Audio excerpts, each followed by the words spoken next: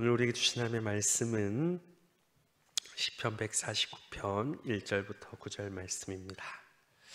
시편 149편 1절부터 9절 말씀입니다.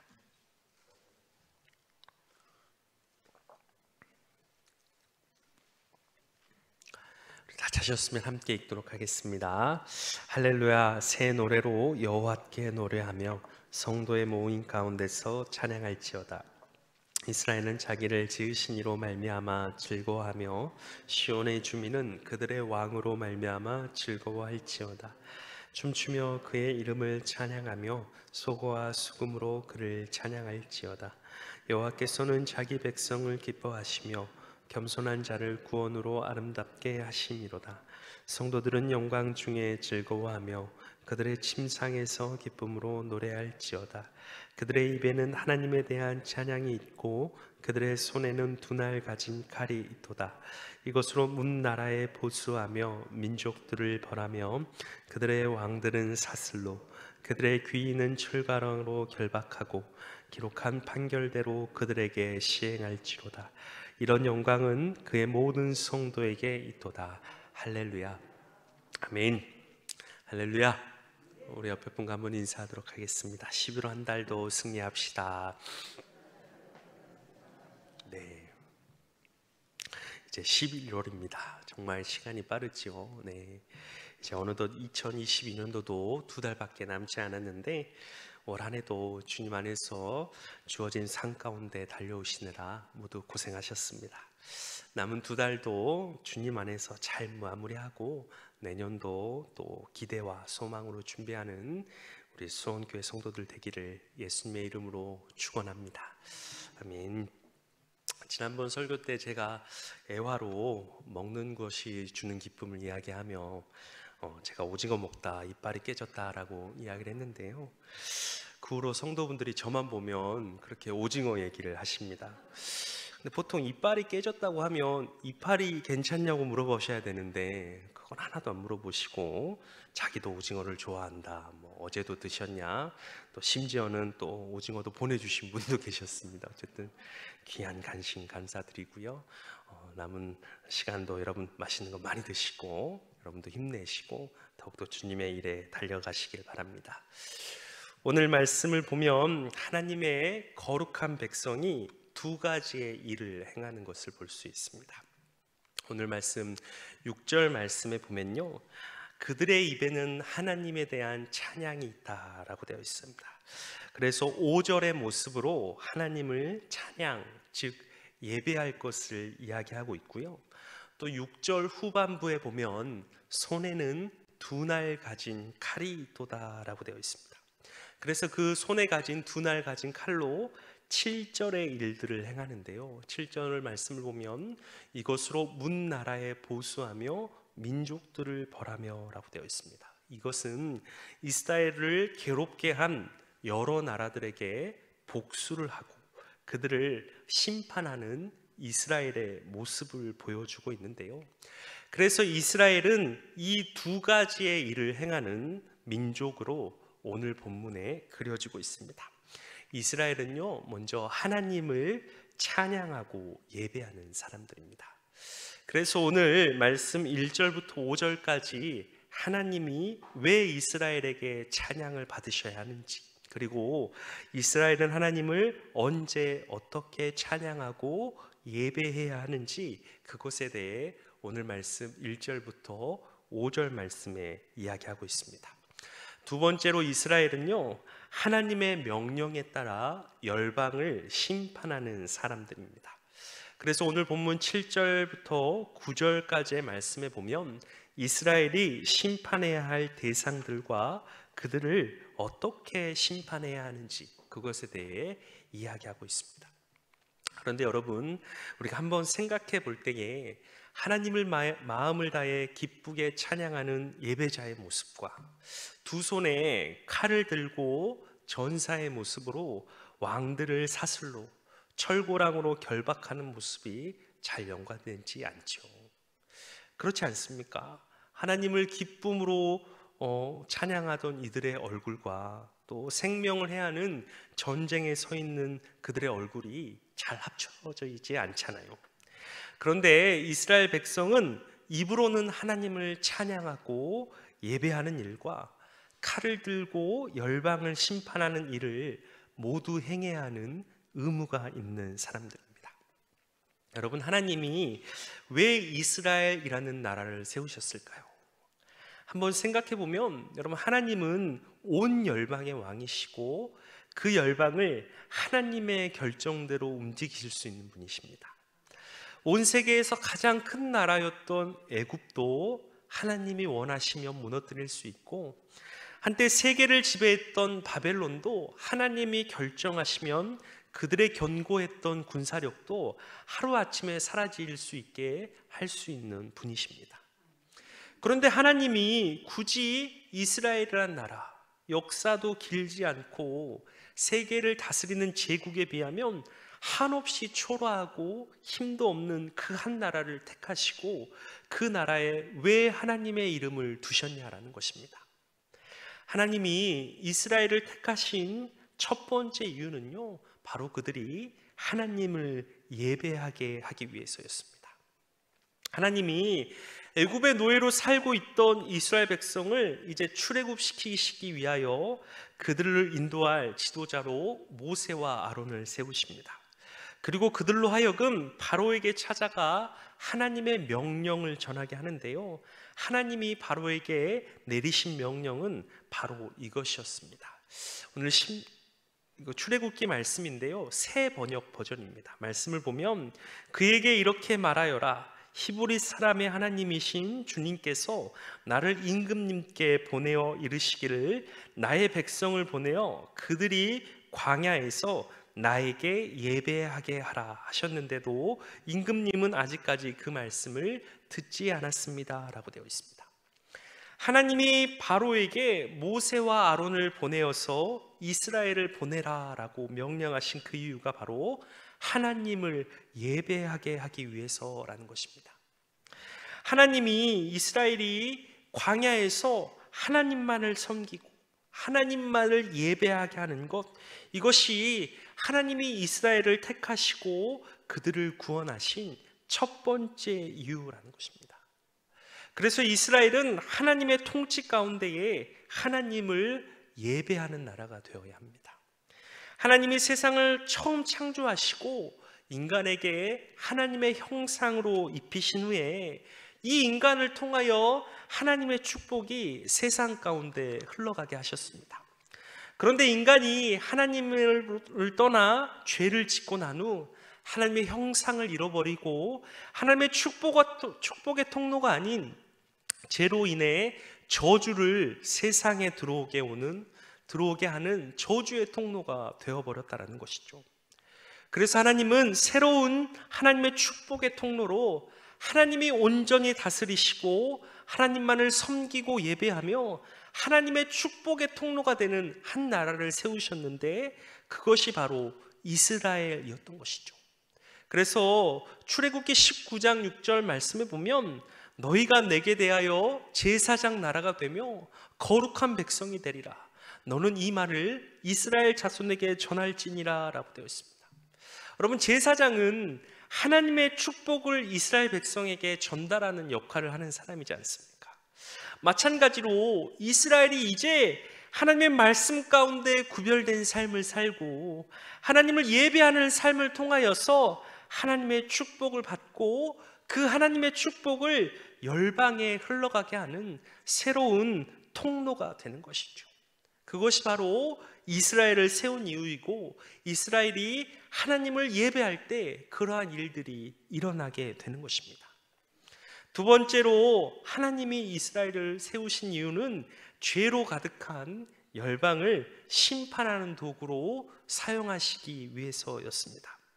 여러분, 하나님이 가나안 땅에 사는 모든 사람들을 죽이라라고 명령하시지 않습니까? 성경에는 진멸이라는 단어를 사용해서 그 일들을 표현하는데 이것을 가지고 하나님을 믿지 않는 사람들은요, 하나님을 잔인하고 포악한 신으로 생각할 수 있습니다. 그렇지 않겠습니까? 하나님을 믿지 않는 사람들의 눈으로 보면요, 하나님이 가나안 땅이라는 땅에 사는 원주민들을 다 죽이게 하고 자신의 백성인 이스라엘을 그 땅에 살아가게 하는 것은요, 가나안 사람들에 대한 인종 청소를 하나님이 행했다라고 생각할 수 있지 않겠습니까? 자신의 백성을 하기 위해서 멀쩡히 잘 살고 있는 원주민들을 쫓아내고 그것도 다 죽여서 그들을 사라지게 한다면 어떻게 하나님을 좋으신 하나님이라고, 사랑이 많으신 하나님이라고 세상 사람들이 생각할 수 있겠습니까?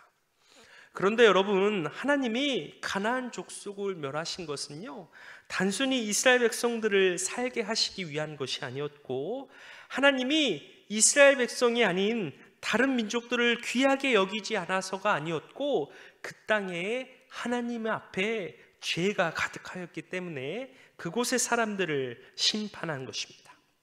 창세기 말씀에 보면요, 창세기 말씀 15장 13절부터 16절 말씀에 보면 여호와께서 아브라함에게 이르시되 너는 반드시 알라. 내 자손이 이방에서 계기되어 그들을 섬기겠고 그들은 400년 동안 내 자손을 괴롭히리니 그들이 섬기는 나라를 내가 징벌할지며 그 후에 내 자손이 큰 재물을 이끌고 나오리라.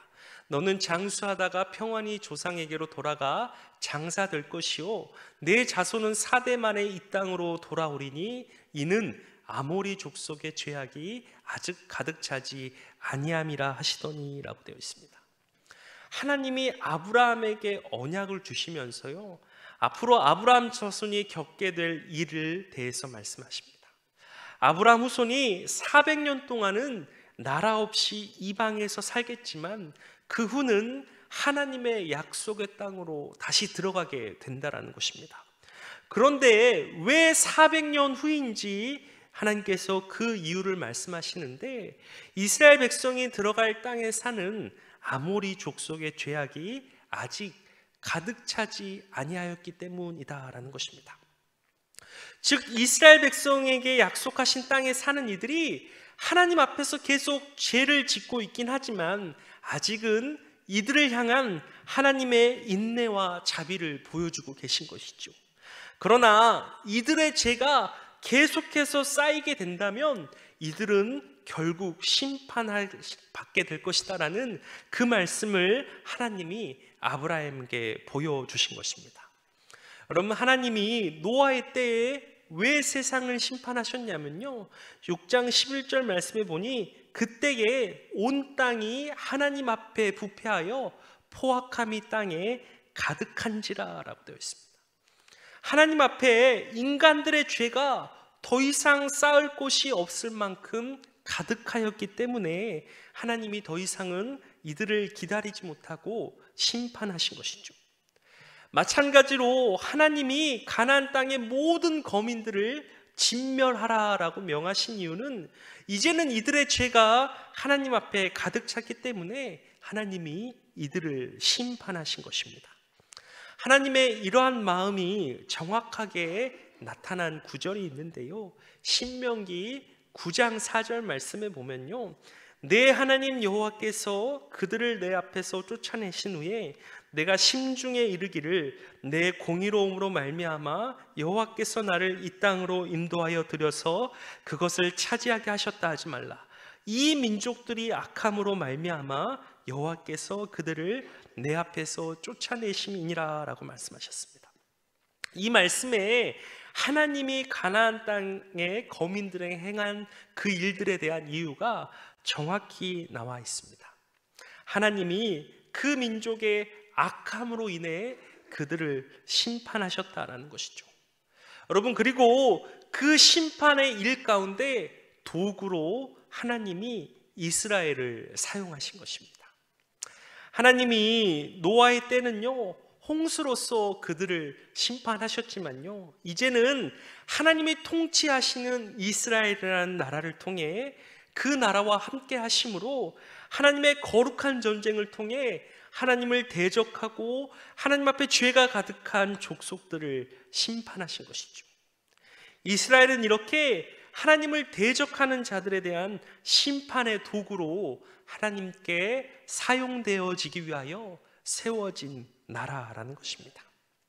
여러분, 결국 이스라엘은요, 두 가지의 일을 행하는 나라입니다. 하나님을 섬기며 하나님의 말씀에 순종하며 하나님을 예배하는 나라, 하나님을 대적하는 자들, 하나님 앞에 범죄함이 가득한 자들을 심판하는 나라, 하나님과 세상을 잇는 제사장의 나라, 거룩한 백성이 바로 이스라엘의 정체성이라는 것이죠. 하나님은요, 이스라엘을 통해 온 세상이 하나님을 알기 원하셨습니다. 정말 세상의 절대 강국에 비하면 절대로 보잘것없는 이스라엘의 나라가 강대국인 애굽의 노예로 자신들의 주권도 잃어버리고 살아가는 그 힘없는 나라에 하나님이 함께 하시면 어떠한 일이 일어나는가를 열방에 보여주시길 원하셨습니다. 보잘것없고 가진 것도 없고 힘도 없고 살아갈 땅도 없는 그 나라지만, 그 나라를 하나님이 통치하시면, 그 나라가 하나님을 예배하면, 그 나라가 하나님이 사용하시는 나라가 되면 어떠한 일이 나타나는가, 이것을 열방에 알게 하고 결국 열방이 이스라엘을 통해 하나님께 돌아오게 하려는 그런 제사장의 나라, 거룩한 백성을 삼기 위해 하나님은 이스라엘을 택하시고 그들을 축복하시며 그들과 함께 하실 것이죠. 여러분, 그런데 이스라엘이 이 정체성을 잃어버립니다. 하나님을 예배해야 하는 나라가 하나님이 아닌 다른 신을 섬기게 되었고요, 하나님 앞에 범죄하는 이방 민족을 심판해야 하는 나라가 하나님의 말씀을 잊고 그들의 문화를 따라하며 하나님의 심판의 대상이 되어버립니다. 결국 하나님 앞에 죄가 가득하여 가나안 땅에서 하나님의 심판을 받고 멸망한 가나안 족속처럼요, 이스라엘도 하나님의 심판을 받게 되어 나라가 망하게 되고 전쟁의 포로가 되고 피폐한 삶의 고난을 겪게 되는 것이죠. 오늘 본문의 시편이 기록된 시기는요, 이러한 하나님의 심판을 겪은 후에 이스라엘의 그 시기 때 이 시편이 쓰여졌습니다. 하나님 앞에 범죄하여 심판을 받게 되고 그 후로 전쟁의 포로가 되고 그곳에서 온갖 수모를 겪고 다시 자신의 터전으로 돌아온 포로 후기의 이스라엘 백성들, 이런 이들이 비참한 삶 속에서 다시 시인은요, 하나님이 이스라엘을 세우셨던 그 처음의 목적으로 돌아가자라고 이야기하는 것입니다. 하나님만을 찬양하고 예배하였던 그 이스라엘로, 하나님을 대적하는 자를 심판하는 그 이스라엘로 우리가 다시 돌아가자라고 오늘 말씀에 이야기하고 있는 것이죠. 그러면 하나님이 우리를 다시 회복시켜 주시고 우리는 다시 하나님의 백성이 될 것이다, 이런 소망을 안고 오늘 이 시편을 이 기자는 기록하고 있는 것입니다. 하나님은 이들의 바램대로요, 다시 이들을 하나님의 제사장의 나라, 거룩한 백성으로 삼기 위해서 한 일을 행하시는데요, 그것이 바로 예수님을 이 땅에 보내주신 것이었습니다. 그리고 예수님을 통해 하나님을 찬양하고 예배할, 하나님을 대적하는 세력을 심판할 하나님의 백성을 새롭게 세우시는데, 그것이 바로 교회인 것이죠. 바로 저와 여러분인 것입니다. 하나님이 교회를 세우시고요, 저와 여러분을 부르신 목적이 바로 이것인 것이죠. 하나님만을 섬기고 하나님을 찬양하고 예배하기 위해서 이 땅에 만연한 악의 세력들을 심판하고 그곳에 하나님의 나라를 세워가기 위해서 교회를 세우신 것입니다. 그래서 첫 이스라엘은 실패하였지만 예수 그리스도의 보혈로 세워진 새로운 이스라엘 교회는 실패하지 않고 교회를 통해 하나님의 살아계심이 드러나고 열방이 하나님께로 돌아오는 그러한 일들을 행하시기 위해 바로 저와 여러분을 부르셨다라는 것이죠. 그런데 여러분, 현재 우리의 교회의 모습은 어떠한가요? 실패하였던 이스라엘과는 달리 우린 다른 모습을 살아가고 있나요? 다른 우상을 모두 딜러한 채 하나님만을 가장 사랑하고 하나님만을 섬기며 하나님만을 예배하고 있는 교회의 모습인가요? 아니면 우리가 무너뜨려야 하고 변화시켜야 하는 하나님의 대적하는 세상의 문화를 심판하고 바꿔가고 있는 교회의 모습을 우리가 가지고 있는가요? 여러분, 지난 토요일에 이태원에서 일어난 정말 충격적인 소식에 우리가 모두 안타까움을 느끼셨을 거라고 생각이 됩니다. 진짜 이런 일이 일어날 수 있는가 생각될 정도로 너무 어이가 없고 가슴 아픈 일들이 벌어져서 잘 실감이 나지 않는 것 같습니다. 제가 안 그래도 이 설교 본문을 정하고 할로윈 축제에 대해서 이번 주에 좀 말씀을 전해야 되겠다라고 생각하고 있었는데, 막상 설교를 앞두고 또 이러한 일들이, 이런 비극적인 일이 발생해서 너무 가슴이 아픕니다.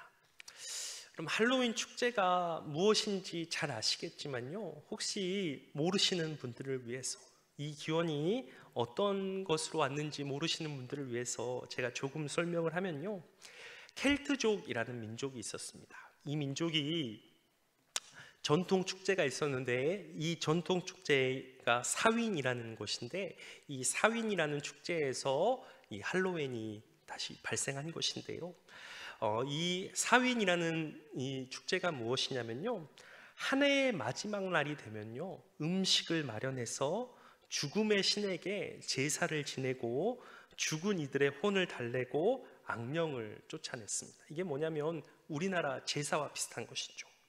근데 이때 귀신들에게 제사를 지내니까 귀신들이 찾아와 자신들을 해칠 수 있잖아요. 그래서 귀신의 분장을 하면 자신들을 해치지 않고 귀신들이 그냥 지나갈 것이다 라고 생각을 한 것이죠. 그래서 이들이 귀신 분장을 하고 한 해의 마지막 날 귀신들에게 제사를 지내는 것, 이것이 사윈이라는 문화였습니다. 그런데 이러한 문화를 행하던 이들이 미국으로 이민을 가게 된 것이죠. 그래서 미국에서 자신들이 행했던 문화를 하다 보니까 이것이 미국 사회에 전차 전파되어서 할로윈이라는 축제가 되어서요, 미국 사회에 자리 잡게 됩니다.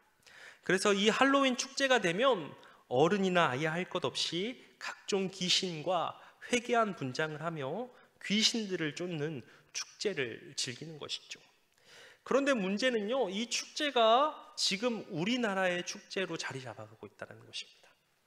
우리나라의 이 할로윈 축제가 대중화된 것은요, 2010년도부터인데, 이 축제가 왜 시작되게 됐냐면요, 이 축제를 처음 한 사람들이 미국 사회에서 시작하다 보니까 미국 사회 전역에 퍼진 것처럼 이 축제를 즐기던 사람이 우리나라에 들어와서 영어 강사를 한 것이죠, 외국인들이. 그래서 이 외국인들이 자신들의 할로윈 축제를 하고 싶어서 이태원이라는 클럽이나 카페에서 자신들이 모여서 할로윈 축제를 하기 시작한 것입니다. 그런데 그것이 점점 젊은 사람들이 보기에 재밌어 보이고 흥미로워 보여서 점차 퍼져나가게 된 것이죠. 그런데 이렇게 빠른 속도로 이 할로윈 축제가 우리나라의 한 축제로 자리 잡게 된 이유는요, 기업들이 이 할로윈 축제 때 돈을 벌기 위해서 적극적으로 마케팅을 합니다. 우리 아이들이 좋아하는 놀이공원도요, 한 달 전부터 이 할로윈 축제를 또 위해서 홍보를 하고요, 백화점이나 여러 과자나 사탕 이런 것들도 이 할로윈 축제 마케팅에 뛰어들며 적극적으로 홍보하기 시작합니다. 그리고 연예인이나 유명인들, 유튜버들이 이 할로윈 축제를 즐기는 모습들을 올리면서 젊은이들이 흥미를 갖고 점차 많은 이들이 참여하게 된 것이죠. 그런데 여러분, 진짜 문제는 무엇이냐면요, 이 축제가 우리 어린아이들에게도 연례 행사처럼 행해지고 있다는 것입니다. 우리 아이가요, 어린이집을 다니는데요, 언제부턴가 이 할로윈 축제를요, 어린이집 행사에 자리 잡아 매년 하고 있습니다. 정말 우리나라의 설이나 추석 명절이나 크리스마스처럼 할로윈 축제 행사를 어린이집에서 행하고 있는데요, 이게 할로윈 상징하는 그림이고요. 어린이집을 이렇게 꾸며놓습니다. 매년 이렇게 꾸며놓고 아이들이 귀신 분장을 또 여러 분장을 하고 와서 아이들에게 사탕을 나눠주고 이렇게 사진을 찍는 일들을 매년 하고 있는 것이죠. 그런데 여러분, 제가 이것을 보니까요, 이게 심각하게 생각이 되더라고요. 아니, 왜 우리 아이가 귀신들의 축제인 그 할로윈 축제에 당연히 참여해야 하는가? 아니, 왜 어린이집에서는 이 축제를 어린이집 공식적인 행사로 이것을 진행하는가에 대한 그런 생각이 들더라고요.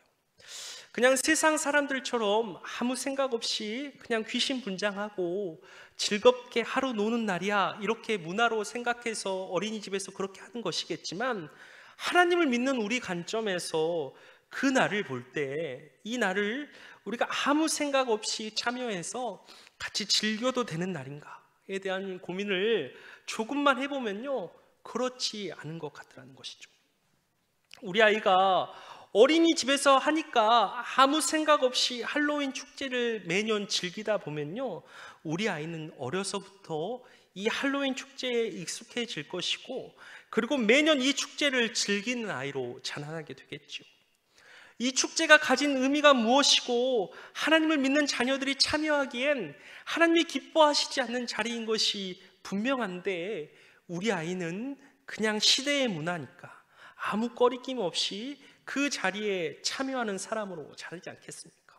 여러분, 이것이 어린이집뿐만 아니라 초등학교에서도 매년 이런 행사를 진행하고 있습니다. 그런데 우리가 이런 하나님이 기뻐하시지 않는 문화가 우리 삶의 한 부분으로 자리 잡고 있는데 우리가 할 수 있는 것이 아무것도 없다는 것이죠. 여러분, 뭐 이런 것뿐이겠습니까? 기독교는 유일한 구원이다라는 이 말을 할 수 없도록 세상이 점점 조여오고 있고요, 동성애에 대한 것도 하나님의 질서가 아니다, 이런 말도 해서는 안 되는 시대가 우리에게 점점 찾아오고 있습니다. 그런데 여러분, 한번 생각해 보십시오. 우리는 성경에 적혀 있는 대로 예수님이 외엔 구원이 없다라고 이야기하는 것도 잘못됐다라고 비판을 받고, 성경에 적혀 있는 대로 하나님이 동성애를 기뻐하시지 않는다, 하나님이 세우신 질서가 아니다라고 이야기하는 것도 인격을 존중하지 않는 이기적인 집단으로 우리는 욕을 먹고 있는데, 정작 우리는 하나님이 기뻐하시지 않는 귀신들의 축제를 우리 삶의 한 문화로 받아들이면서 살아야 하는 그런 삶을 우리가 살아가고 있다는 것입니다. 아니, 도대체 왜 어린이집에서는 아이들에게 선택권도 주지 않고 그런 축제를 하는지 모르겠어요. 저희 아이도 지난주 금요일날 사탕통을 들고 와서 다음 주 월요일날 할로윈 축제에 가고 싶다고 막 난리를 치는 거예요. 그래서 제가 거기 가면 안 돼, 그래서 아이가 우는 걸 달래고 거기 못 가는 일을 하느라 월요일날 돈을 많이 썼습니다. 여러분, 우리가 이러한 상황 가운데 여러분 어떻게 해야 되겠습니까? 다시 돌아가야 되지 않겠습니까? 하나님이 교회를 세우신 그 목적으로 온전히 돌아가 그 사명을 감당하는 길밖에는 우리가 할 수 있는 일이 없는 것 같습니다. 하나님만을 섬기고 하나님만을 찬양하고 예배하는 자들로 우리가 다시 온전히 세워져야 되지 않겠어요? 그리고 이 땅에 하나님의 질서와 영광을 무너뜨리는 세상의 잘못된 법과 문화를 바로잡는 그런 빛과 소금의 역할을 감당할 수 있는 교회들이 되어야 되겠죠.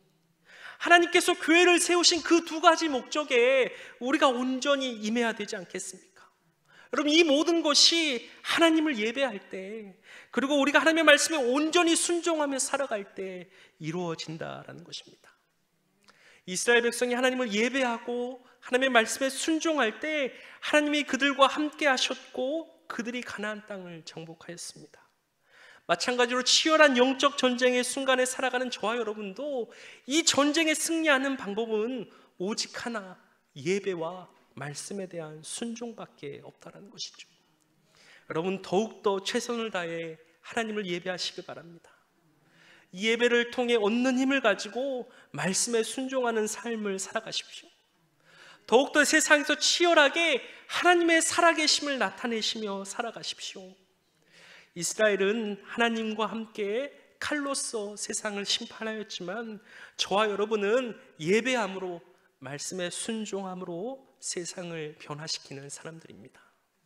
그러므로 오늘도 우리 교회에 주어진 사명을 잊지 마시고 하나님이 찾으시는 예배자, 하나님의 뜻을 이뤄가는 순종의 사람들로 더욱더 달려가시기를 예수님의 이름으로 축원합니다.